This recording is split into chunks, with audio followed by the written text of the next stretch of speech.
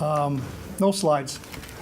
I would have to speak for 55 minutes if I had slides. That's just part of the slide. But I want to say a few things. Jim McNiven. I'm from Halifax, Eastern Canada. And I want to talk a little bit about economic development, having spent 40 years of my life in it, and a little bit about about connections between here and the East Coast.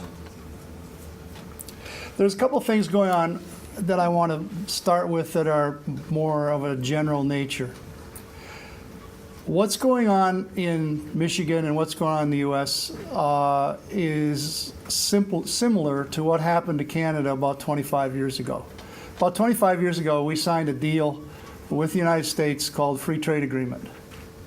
And that was one hell of a jolt, okay? All of a sudden, what we did was to say, well, we'll open up all of our businesses, pretty much, except dairy, to anybody who wants to deal from the United States with us on the same basis as local businesses.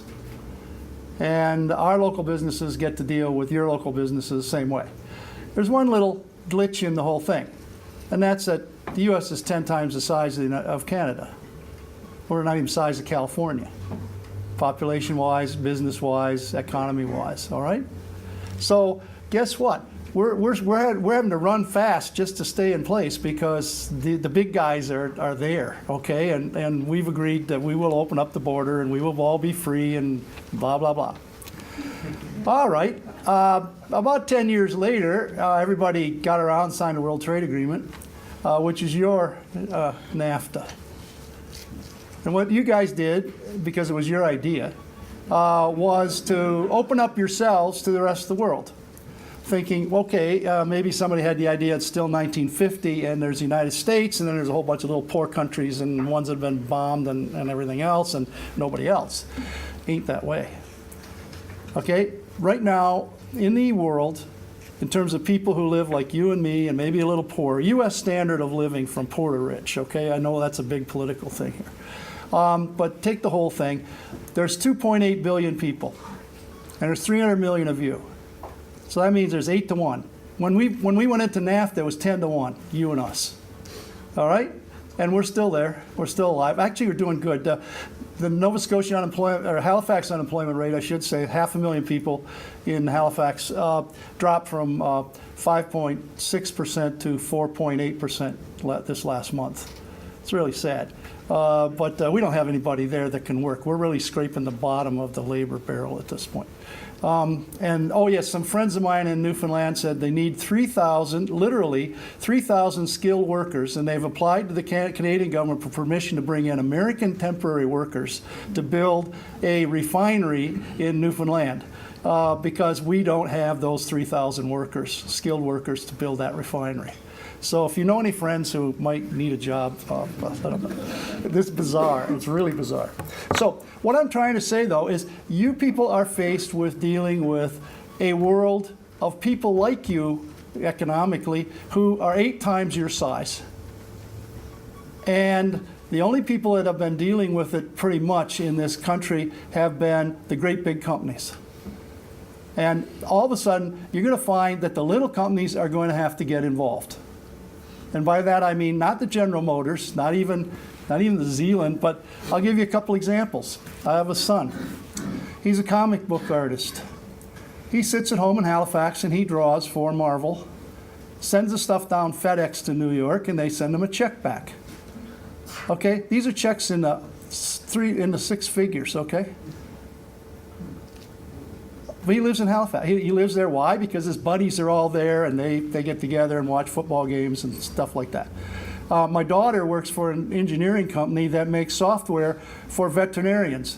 Turns out every little lab rat at Michigan State or anywhere else got to have a barcode on their butt. All right? Why? Because if the lab rats get sick, the experiment could be endangered. Okay, and these guys build the software for building records for that. They're doing some labs in the United States that they sell to are 300,000 little rats running around.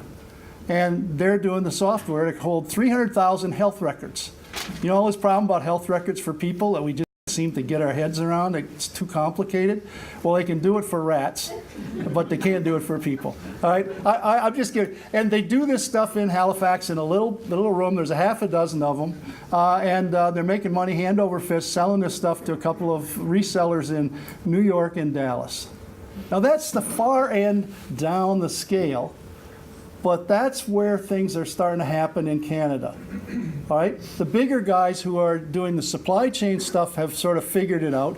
They figured out the international market somewhat, what actually you were being told about Japan and the guys who play little games with you and the need for export financing or export guarantees. This is all the same thing we've gone through for the last 25 years. So welcome to the world. You got that kind of thing happening.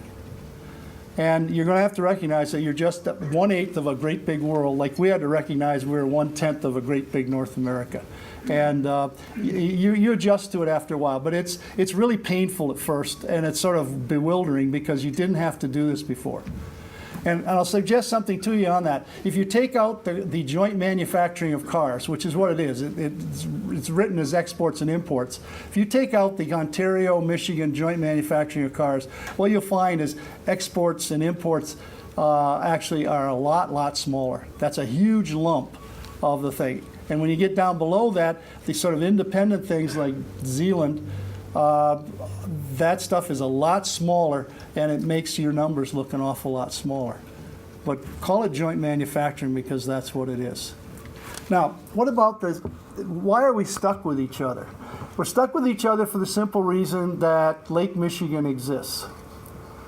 You can't go west from here without going south. You can't go west without going through Chicago.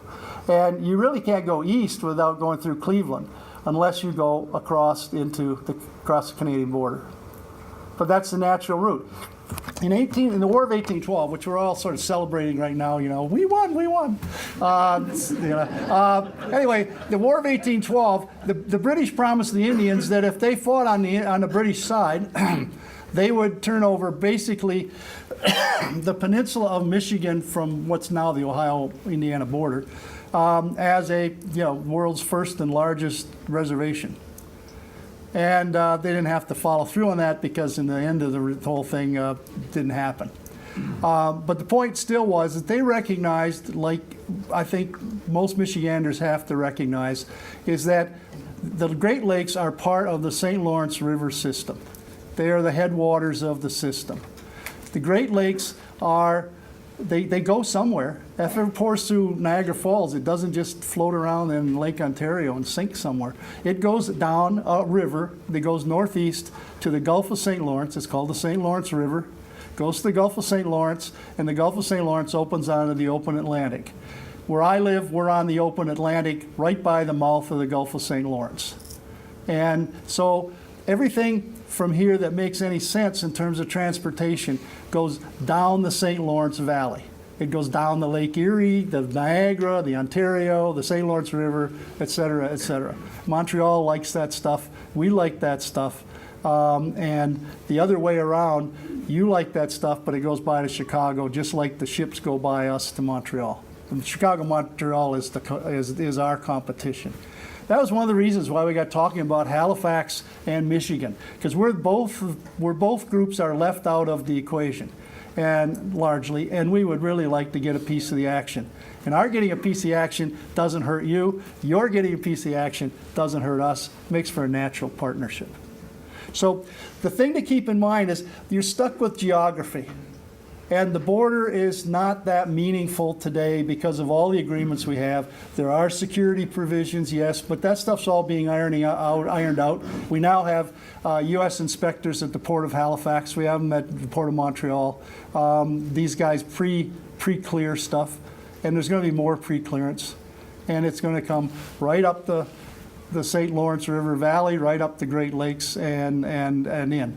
Then the question is can you grab some of that before it gets into Chicago? So I think that's the basic essence of what we're trying to do. So keep in mind, one, you got a real shock you know, you're in the middle of it now, but the idea of exports before was, well, General Motors sells too, or General Electric sells too, or Dow Chemical sells too. Okay, but what about all the little guys? Forget the big ones. They can take care of themselves. The little guys need to understand how to do this, because that's where the next batch of dollars gets made. That's where you draw your comic books and you do your rat software and things of that nature. That's where the money is, that's spread all over the place instead of in a few highly automated plants. And you got to look at that, but that's step two after you get your head around the fact that you're really a little piece of a great big world that has as much money as you've got.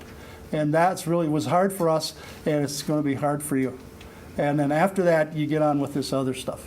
So I'm just trying to lay out the map, because Canadian experience has taught it to us, and we think it'll do the same thing for you. And in the end, you'll be doing just fine.